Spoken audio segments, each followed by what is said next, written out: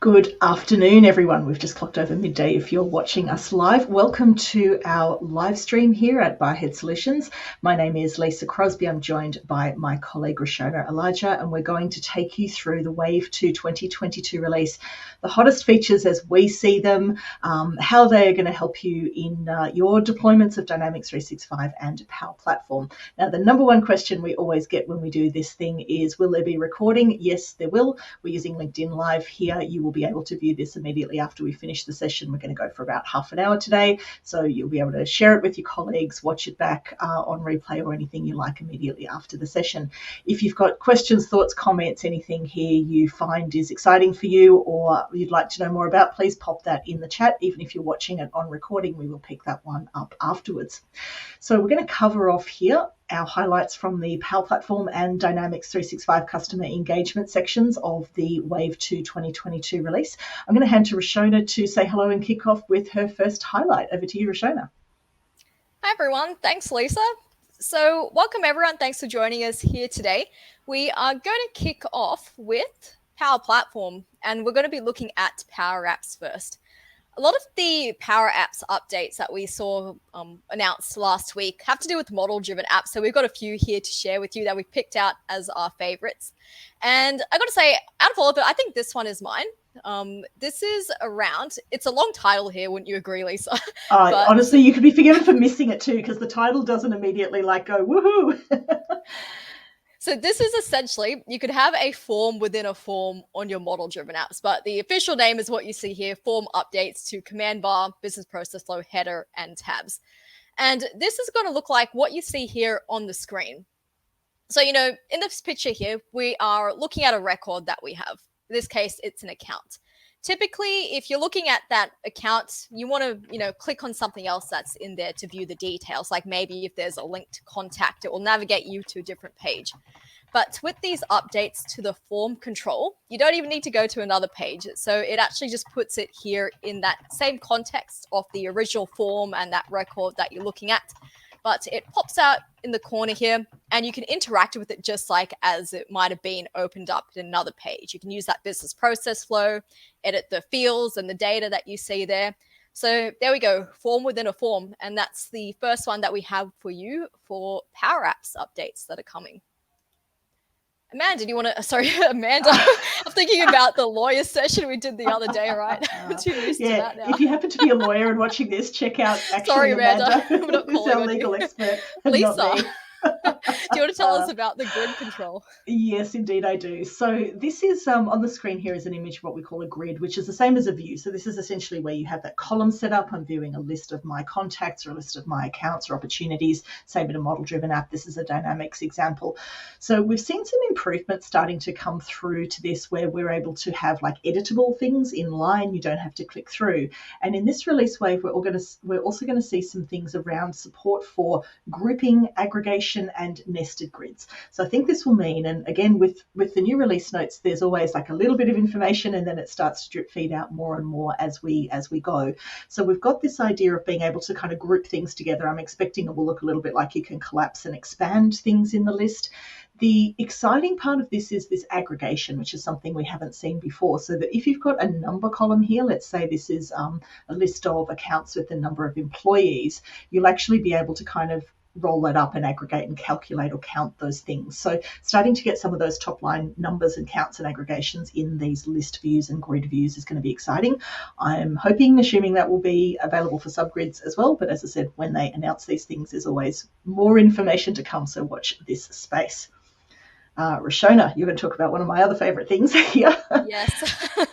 So custom pages, let us know in the chat if custom pages you are using already. If you don't know what this is, this allows you to bring the flexibility of your Canvas app. Pages, how you can drag and drop things around the screen, but you can bring those types of pages in these model-driven apps that you're building. So what we have coming here is that these pages are going to be responsive by default. So that means you don't need to do that kind of configuration to make sure the screen scales depending on, if you're doing it on a mobile or a smaller type of screen. There are going to be some inbuilt templates like you can see here, which gives you that Canvas app designer for the model-driven app, but you can pick some of these templates there for easy building and have it scale nicely without having to go through the effort for you to do all that manually yourself. And for anyone who hasn't seen the, this concept of custom pages, this is a really core thing in what we're calling the convergence of Power Apps. So we've got model-driven apps and Canvas apps, and a lot of people are like, which ones should I use? What's the difference? This is now part of the story of saying it's all just Power Apps. So the idea of using the skills and techniques and PowerFX formulas and things that we've got in Canvas apps to build custom pages in model-driven apps. So the journey here is very much towards bringing these two app types together, and this is an absolutely key part of that. So whichever side you're coming from, learn the other one, just say. Good point, Lisa, yeah. Yeah, exactly, as if there's not enough to learn already. So then the next one on the list here is around connecting to external data from Dataverse. This is up there for me. At the moment, you can always build integrations with data into Dataverse if you're connecting to external systems. But what we're seeing here is a better use of the concept of virtual tables. So we've had virtual tables in the platform for a while, where you can essentially view data from another source that isn't in Dataverse, but it can sort of look as if it is. But virtual tables require it's definitely not a low code experience as it is at the moment. So that's what's going to change here. So for some of these data sources that have been announced up front, things like Excel Online, Azure SQL, you'll be able to connect to those using this sort of click and point wizard style interface. This is an image out of the release wave, where you'll be able to connect to those things. So say you've got some data in an Excel spreadsheet on OneDrive, and you don't want to import it or refer back. You'll be able to effectively create a table in Dataverse that gives you the view on that Excel spreadsheet. I need to get my hands on this one to see exactly how it's going to work, but essentially you can bring other data sources in without needing to build an integration here. So this is going to be This gets big. requested a lot, doesn't it, Lisa? It does, yeah. And to be able to do it in a way that's clearly like this user interface, this low code wizard style. Here are the steps: click, point, click, point. I mean, honestly, anyone can do that, and it's very consistent with how other things are built. It looks the same as like the AI builder interface, the customer insights things, real consistency here. So this is going to open up a lot more options for people to use that without having to be kind of deeply technical with integrations. So yeah, excited for that one. Of course. What have you got next? So that's all we had for Power Apps. Got a couple here for Power Automate next. So if you're someone who works with expressions a lot, then you're probably not too happy with the current expression builder that's there. I know it's really annoying when I try and write something. You only have that small little box to try and type something, log in. So there are these improvements coming to what it looks like for when we're building out the expressions or selecting these dynamic values. But actually, this picture is from the release notes, but this is something that's already available.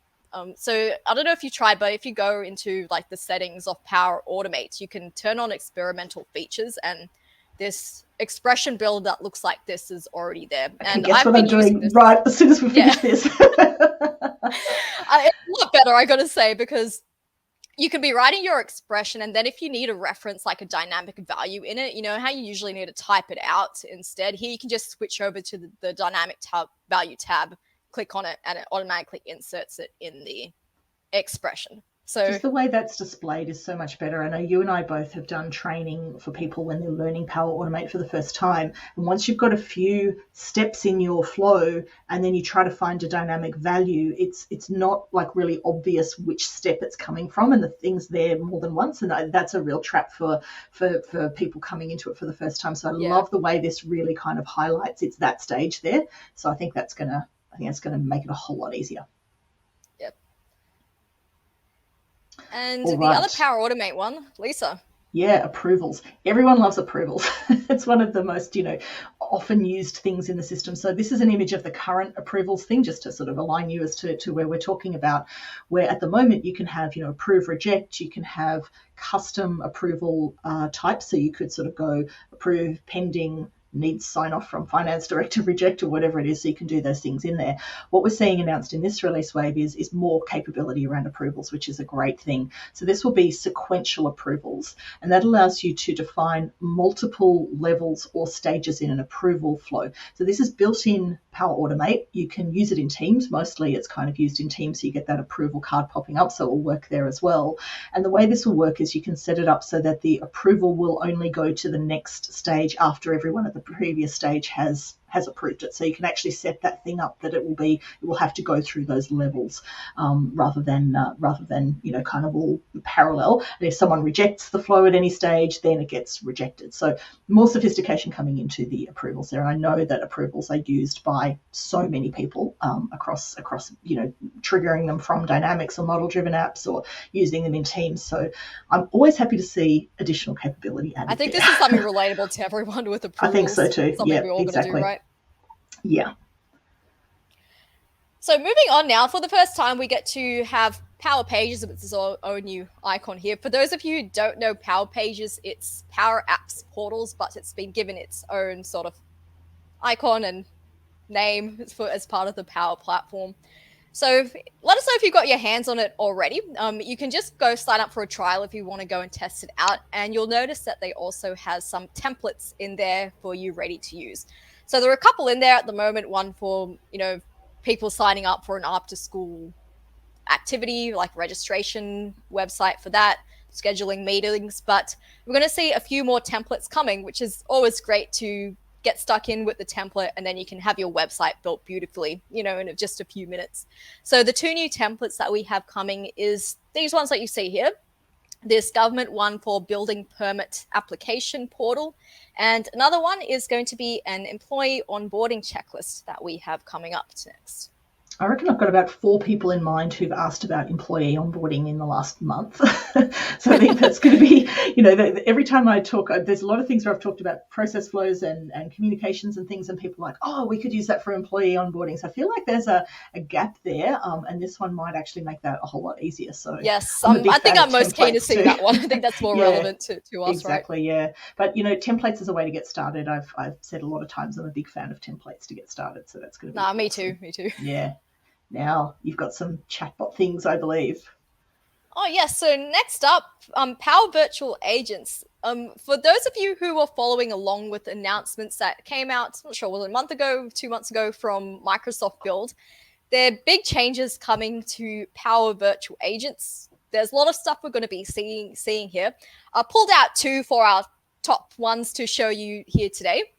The first one that I pulled out is Power FX expressions in the authoring canvas. So this helps you to easily add additional logic just directly from the canvas of building out, or the authoring canvas for making out your conversation here. So, let's say maybe if you're building a chatbot out to take bookings, and let's say maybe the bot can only take bookings for dates within the next 2 weeks. This type of logic you can build out from directly in here, like you can see. And, you could possibly have the bot respond or act differently depending on the date that someone gave them. Typically, you might need to go to Bot Framework Composer or do something with Power Automate to be able to do this. But with Power FX, which, by the way, it's that type of language that you come across in Canvas apps, which we're seeing spread across the rest of the platform or coming to the rest of the platform now. You can write it with Power FX directly from here, which makes it easier to add any advanced logic in our bots. And adaptive cards in Power Virtual Agents, and other things that gets requested quite a lot. You can currently put adaptive cards in your bots, but you do need Bot Framework Composer to be able to do that. So with the changes that we're seeing with the Power Virtual Agents is we're seeing a merge between the Pro Code tool, Bot Framework Composer, bringing those tools, that functionality directly into Power Virtual Agents. So what this allows you to do, you don't need to go to that other tool. You can build your adaptive card directly from Power Virtual Agents, like you can see here. So adaptive cards allow people, it's a bit like a widget where people can interact, click on buttons within that interface that you have on the chatbot. Now I can see some virtual applause going up when we're talking about the Power FX in in the nice. chat bots there. Don't forget to pop any questions you've got in the chat or comments, or hey, I really like that one, or keep the virtual applause going. I do have my eye on the other screen here, so that I can see that coming through. So we've definitely got a fan in the room for Power FX Nice. in there as well. All right, switching gears a bit into the dynamic side of the house. I'm going to talk a little bit here about the concept of the sales accelerator and sales sequencing. I think this is something that's probably been underrepresented in dynamic sales, but every release wave, there's more and more added to it. And now it's come to a point where it's amazing. And I sort of kind of make sure that people are aware this is a thing. It's also now part of the sales enterprise license. So it used to kind of require an extra premium license, whereas now you get capacity for this in your sales enterprise license. So it's something that you can switch on. If you're watching this and you'd like to know more about that, please ping us, and certainly something we can come and help you with. So this is the idea of being able to partially automate a sales process. So it looks a little bit like a marketing journey. It's not a marketing journey, but you're setting up a sequence of tasks or a sequence of things that you need to do. So for instance, a new lead comes in from your website. You might say that we want somebody to send an email, templated email straight away. So that goes out. And then whether the person engaged with that email or not, then we might do a follow-up phone call 3 days later. We might have, a sequence of other things to follow up, and you can get quite complex with this. The example I've got on the screen here is talking around sort of people who've requested a demo. Someone's filled out a form on your website to request a demo, and then you want to go through and kind of qualify that through and make a decision and book them in for a time. So all of those things can be, partially automated. And what happens then is the seller is actually getting an intelligent work list of tasks. So it's a really good sort of partially automated task management. You can click on the task and complete that task and move on, and you've got all of the reporting around that. So that's what the sales sequencing feature does, and somebody's giving us a big thumbs up for that, so we're going to like that. What we're seeing in the new release then, coming back to what's going on here, is this idea of being able to have more than one seller involved in that process so that you can allocate tasks to different people. And this is something that comes up all the time, as I've demonstrated that sales sequencing functionality. People do often ask, oh, what if can I allocate tasks to different people? So yes, you will be able to do that. Sales Accelerator, well worth checking out. There's quite a lot of depth in this release notes. I've picked out this particular one because I think it's the highlight, but over the last 3 release waves, there's been quite a substantial section of development in this, so it's becoming a really important part of the sales application. As is the next thing, which is around a seller dashboard. Now, apologies for the image here. This is the only one that's been available with the release notes, and it's clearly a bit of a disproportionate It was very stretched out. I tried to make it less stretched. Yeah, just like go with it as it's clearly a conceptual image rather than a final image. But that's what happens when we get the roadmap with some things that are less well developed at the time of announcement than others. So that's all good. What we're seeing here in the sales application is some really great out-of-the-box dashboards coming through. So we've got the standard dashboards in Dynamics 365 that allow us to do pie charts, bar charts, line charts, those kinds of things.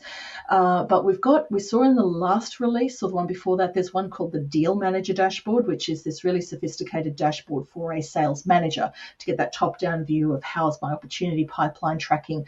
Frankly, there's something so much better than that standard pipeline chart. It's sort of showing you things like relationship health or probability of close, and you can slice and dice and work with that. So really rich dashboards coming through, and this will be the next one. So this one is designed for the seller, whereas the other one's for the sales manager. So the idea here is they're getting a whole lot of metrics on, the daily pulse. You can see filters there to drop down what you're looking at, and it's sort of rolling up a whole lot of data that allows the seller to get a really quick glance of how they're going and what's going on. So I love this one because it gives the seller what they need, but also as another piece in that trend of more sort of beautifully rich out-of-the-box dashboards coming into the sales application. All right, Roshona, what have you got? So next up, we've got a few here with Microsoft Teams that we've picked out for you. And the first one here is that we're going to be able to mention our Dynamics 365 data or records in emails or chats. Maybe you might have tried something. So at the moment, if you're on a record, maybe it's something like an opportunity, account, customer service case. You can grab the URL, paste it into chat, and then it will add, a bit of a preview in a Teams chat of what's there. But that requires you to go and get the URL to paste in that data if you want to have a conversation about it with someone. So instead of that, we can now @mention, or soon enough, we're going to be able to just simply @mention the record, whether that's when we're writing an email or we're writing a Teams chat to someone. It's a bit like how you might just go and @mention a colleague to tag them in something. But instead of that, you're referencing something you might have in Dynamics, like an account, a lead, an opportunity. So an easy way to bring in our Dynamics 365 data and have conversations about whether that's email or chat that we have coming. And this one's very much part of that broader trend, as is the next one. And yes, definitely thumbs up on that one, around being able to utilize that Dynamics data for people who are not in Dynamics. So someone who's working in Outlook or working in Teams can collaborate on that. And that's it's going to give you greater flexibility for people to stay in the flow of work where they are, rather than having to be in Dynamics all the time. Lisa, I think this one was one of the top ones that you mentioned in your video around the ability to have the chat activity in the timeline. Yeah. So this one is, we've got embedded Teams chat in Dynamics, and this is sort of an illustration of what it looks like, where you can, again, this concept of being in the flow of the work. So if I'm in Dynamics and I need to collaborate with someone else, I'm working on an opportunity, I need to collaborate with another expert in the organization, and that person's working in Teams, I can initiate a Teams chat from here and start talking with them. This is all current, that's all in there at the moment already. But the number one question that comes up when I always show this to people is, oh, right, and that Teams chat is tracked in the timeline, which at the time of saying this, no, it's not. So this was one of my top picks, because it's something I was put at the top of my list of things that I know people have asked for, because it's always good. Microsoft do listen to that kind of stuff. So what's going to happen now is that same thing we're talking about, embedded Teams chat, but you will actually be able to have it linked in the timeline. So there'll be like a record link to that. It doesn't look like it's replicating the full chat, because that would be unwieldy, but it will say linked Teams chat and you'll be able to access it there. So that's going to please a lot of people, including me, because now I have a better answer to that question. So it comes and up. With that, of course, being in the timeline, you could also do things like search for it. You could also navigate directly to it just by clicking on the timeline as well. Yeah, exactly. And then the next one is another Teams one that we have. Yeah, so I had this as my number 2 because the other one was number 1, but realistically, secretly among friends here, this one is my favorite. This is my favorite, but I put the other one as number 1 because it's the one that I know everyone wants and everyone asks for. And I rate the thing of like meeting the needs of what people ask for the most highly, but this is a need that people don't even know they have. So this, in terms of innovation in the platform, is my number 1. So this is around it's like a deal management dashboard inside Teams. So if you're familiar with in the sales application, and this is related to dynamic sales, there's a concept of like relationship health dashboards in there. So it's tracking things like the number of contacts and the health of the relationship, who's phoned who and who's done what. It looks to me like it's that concept, but inside Teams. So where you're working on, deal orchestration and you're collaborating with a lot of people to close a major deal in a pursuit team, then you're likely collaborating in Teams on that. You've got documents associated with that. You've got multiple people involved in that collaboration. And so what we've got here is this preset dashboard that's going to show you all of those things and make it easy to access all of those documents together. You've got some charts there that are showing what's going on in terms of the time spent, the collaboration, the health of the collaboration. So to me, this is just that story of Dynamics and Teams. And, I've got my little... Yeah, this one definitely is a lot more exciting. Exactly, yeah. And this one is looking like it's towards so the release wave here that we're talking about is October to March. This is more towards the March end of things, but it's going to be something that's a real, as I said, I think this is something that people don't even know they need, but that idea of being able to kind of have a dashboard around how the collaboration is going, connected back to Dynamics, connected into Teams and all those documents, is going to be it's going to be amazing. So I'm actually the most excited about this one. No, I agree with you there, Lisa. Yeah. That's all right, we had a couple of things for marketing. Yeah, sorry. Marketing, yeah. Okay, yeah. we'll move on to marketing. Marketing. All right. Now, the marketing platform has come a very, very long way in the last 12 to 18 months. If you haven't looked at Dynamics marketing recently, the capabilities coming through in what we're calling real-time marketing, which allows us to sort of trigger personalized communications in real time, are honestly well worth a look, and way more sophisticated than what we had even, perhaps a year ago. So there's two features here, actually three. Oh no, we've got three or four. We've got a few features here for marketing. So this first one is around being able to have next best content suggestions. The image on the screen here, I don't have an image yet for the next best content suggestions, but this is around sort of being able to personalize the email experience. So this is something we've got at the moment where you can personalize different content in the email based on different segments. But what we're seeing here is this actually uses customer insights as well. So marketing and customer insights are two halves of a whole marketing solution here. You can use either of them without the other one, but the two things together are really bringing that highly personalized, AI-driven type of marketing communication. So this is essentially around taking all your data from all of your different sources, really understanding what that customer has done, what they might be interested in, and then in the journey that you're building, giving a suggestion for what the next best product is or the next best content that you should be serving to them. So it starts to rethink, how we build journeys in marketing, instead of just having I want to send this, then this, then this, then wait 3 days and send that. A lot of AI coming into the journey to do things like automatically suggest the channel, which is there already, and now automatically suggest the next best content. So it's an exciting space actually in marketing at the moment. We had a couple of other things in marketing as well, didn't we? New lead capture form. So this is one that I'm delighted to see. We're going to get an upgrade to that lead gen form. So we've got a form that we can use at the moment that's already in there that can capture leads, first name, last name, email address, and so on. That's getting an upgrade, so we can start to have dynamic content in there as well, that the form will change according to what people want to put in there. Very, very happy to see that there. And hello, Daniel, and thank you, Daniel, for joining us today. He's popped a comment in the chat. Fellow Melbourne maker. Nice to hear from you, Daniel. Roshana. All right, so another marketing one that we have here is the ability to scale your multi-brand business effortlessly. So this means that you're going to be able to work across multiple brands at scale. So, if you work across different maybe product lines, brand, regions, this is going to help you organize all of that, so that your digital assets and whatever content you might have across these different structures that are there. So you'll be able to separate your data across these boundaries that we have. And the benefit of this, of course, is that, yes, you can handle each of these different ones differently. You can get personalized or individualized analytics for each of these different brands that you have.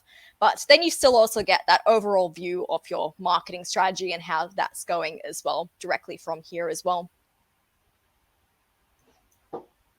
This is our last marketing one, Lisa. Our last marketing one. This one's mine, isn't it? Closing leads. So this is this handoff between the marketing application and the sales application. And when we're working with these two things together, they are actually the same application database underneath.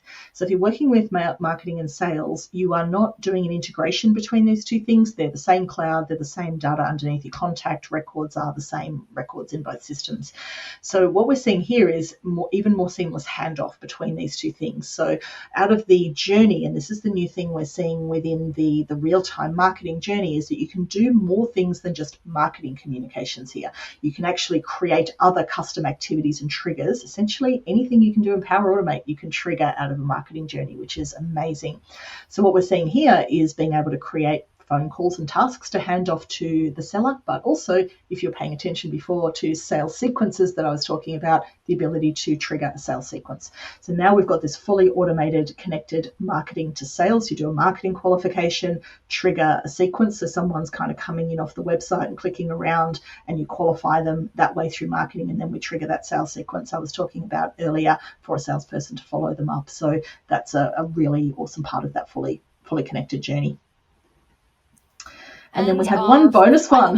Yeah. So this was actually held back from the Wave 2 release and announced yesterday as part of the, was it Ignite, Inspire? I can never... Inspire. They all start with an I, don't they? I just, in the moment, I get the wrong word, comes out as part of that conference yesterday. So this is the headline announcement out of that yesterday. Lots of blogs and things around that. This is the Microsoft Digital Contact Center. So what's going on here is that this is Dynamics 365 customer service with a combination of some other things in here. We've got Teams in here that works natively with it. We've got all the Azure resources in there as well. And importantly, new friend of the family here, Nuance. So Microsoft acquired Nuance. That was announced earlier in the year.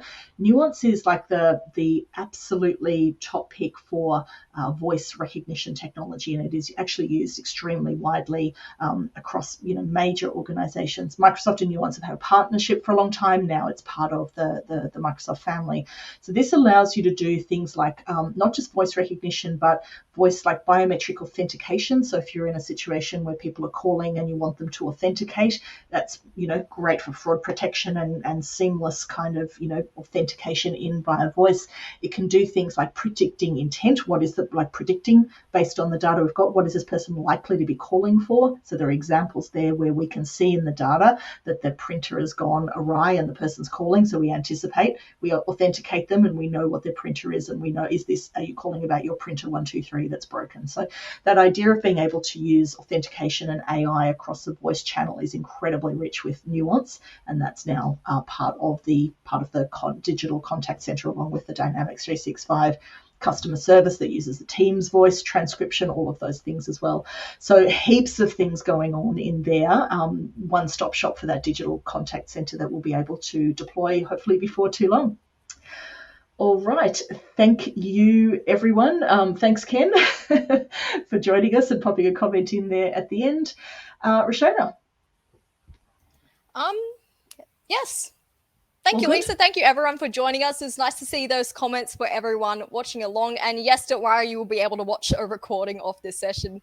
Thank you so much for joining us here today. I'm keen to hear what you thought your favorites, you think your favorites are too. Pop them in the chat. And we'll see you next time. Thank you again for joining us.